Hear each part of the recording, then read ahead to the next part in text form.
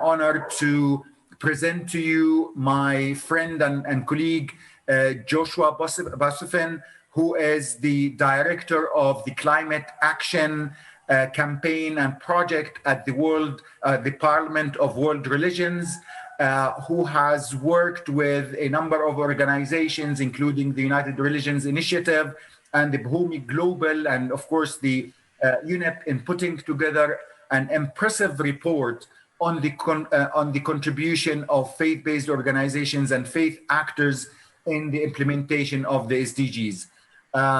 Joshua, the floor is yours. Thank you so much, Iyad, for that introduction, and thank you to the government of Iceland and the UN and the other co-organizers of this event. I'm very happy to be here. We felt that because this is the 5th anniversary of the UN adoption of the SDGs, that it would be a timely opportunity to take a look in particular at faith progress towards meeting the Sustainable Development Goals. And so we began work on this report about 6 months ago in earnest with our co-organizers, Bhumi Global, UN Environment Program Faith for Earth Initiative, and the United Religions Initiative. And what we produced was this report launched about 2 weeks ago called Faith Action on the UN Sustainable Development Goals, Progress and Outlook. So I want to start by talking a little bit about getting into some context about why faith-based organizations are essential to meeting the SDGs. In nearly every religious tradition, you find a moral imperative to protect the planet, whether you call it creation or something else. This is what Iyad very articulately referred to as the common notion of a moral duty.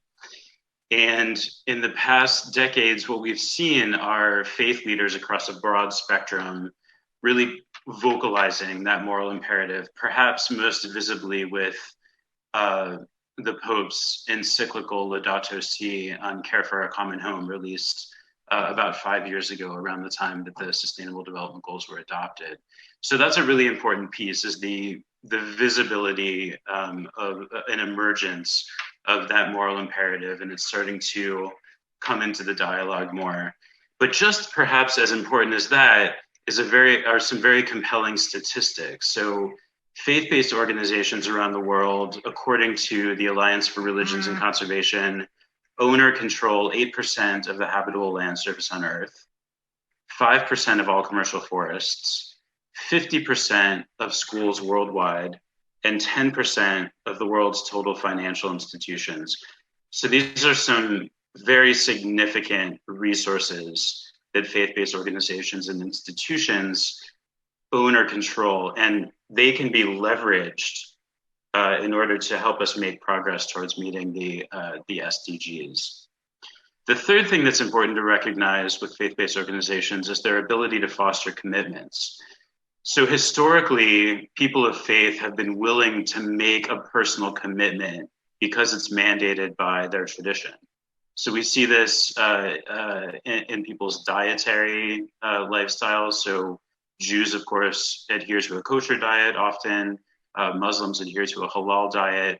We see this in the way people interact with their families and communities, the duties that they feel they're obligated to. We see this in many, many aspects of people's personal lives. And so that's a really important piece. Because we're able to leverage those commitments within faith traditions, perhaps we can help people to commit to making behavior changes in order to help us, again, meet the SDGs. And the fourth and final thing that we recognize as important is the valuable partnerships that faith-based organizations have around the world. In many countries, notably the Muslim world, faith-based organizations closely work with governments and civil society on many different aspects of society, from finance to civil institutions to community development organizations. And so faith-based organizations already have those partnerships and can really expand on those partnerships in many parts of the world in order to help meet the SDGs. So for these reasons, I think UN Deputy Secretary Amina Mohammed said shortly after the SDGs were adopted that the continued support and activism of faith-based organizations will be essential as we forge ahead in our quest to achieve the Sustainable Development Goals for all people. So in this report, because the co-sponsoring organizations are really focused on the environmental aspects of the SDGs, we did kind of limit the scope of our report to the environmental SDGs, and particularly the 6 environmental SDGs that Faith for Earth is tracking for the UN. So those are SDG 6, clean water and sanitation, 7, affordable and clean energy, 12, responsible consumption and production, 13, climate action, 14, life below water, and 15, life on land. We also recognized, of course, that the SDGs are intersectional. And in our scanning and research for the report, what started to emerge was that some of that intersectionality that was really important was predicated on SDG 4, quality education. And particularly within SDG 4, there's a target 4.7 that says, by 2030, all learners acquire the knowledge and skills needed to promote sustainable development. And we realized that this is a really important piece for faith-based organizations because a lot of the work that they're doing is focused on education and training in various areas. And so the final piece of the report looks at the ways that quality education intersects with some of those other SDGs. So I want to go through the 3 main components of the report. The first one is trends. As we were doing our scanning and research, we saw some trends starting to emerge from the different projects that we were looking at. Some of those started to kind of cohere together, and we saw that, you know, a lot of those projects were similar in focusing on some of the same areas. So that helped us understand where trends were emerging. The second thing we looked at was some noteworthy projects. So under those trends, we saw that some projects were particularly impactful and really had the components that were needed to help them scale.